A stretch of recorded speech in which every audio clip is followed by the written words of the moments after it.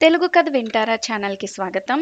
గంగాయపాలెం అనే ఊర్లో గంగులు గంగమ్మ అనే ఇద్దరు భార్యాభర్తలు ఉండేవాళ్ళు. వాళ్లకు గంపెడి సంతానం కూడా ఉంది. పాపం గంగమ్మ ఇల్లు కదిలి ఎక్కడికన్నా పోదామంటే పిల్లలంతా వెంటపడేవాళ్ళు. ఒక రోజు రాత్రి ఆ ఊళ్ళో ఓ హరిదాసు హరికథ చెప్తున్నాడు.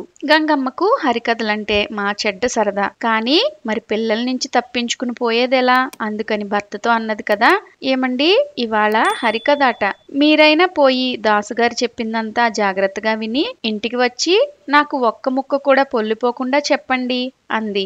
గంగులు సరేనని బయలుదేరాడు. గంగులు అక్కడికి చేరేపటికి దాసుగారు కథకు సంబంధించిన గంగులు కథ అనే పెట్ట కథ చెప్తున్నాడు. కథ చెప్తూ చెప్తూ దాసుగారు వస్తున్నాడు గంగులొస్తున్నాడయ్యా అని ఒక పాటలోది మొదటి చరణం ఎత్తుకున్నాడు. మన గంగులు ఇది విని ఆశ్చర్యపడి అలాగే చతికిలబడ్డాడు. దాసుగారు తన ధోరణిలో పాట రెండో చరణం కూర్చున్నాడు గంగులు కూర్చున్నాడయ్యా అని పాడాడు. ఇది వినేసరికి గంగులకి కోపం వచ్చి ఇంటికి పోదామని నిలబడ్డాడు. దాసుగారు మూడో చరణం నిలబడ్డాడు గంగులు నిలబడ్డాడయ్యా అని పాడాడు. ఇక అక్కడ ఉండలేక మన గంగులు అక్కడి నుంచి ఇంటికి పోబోయాడు. దాసుగారు ఆఖరి చరణం పోతున్నాడు గంగులు పోతున్నాడయ్యా అని పాడాడు.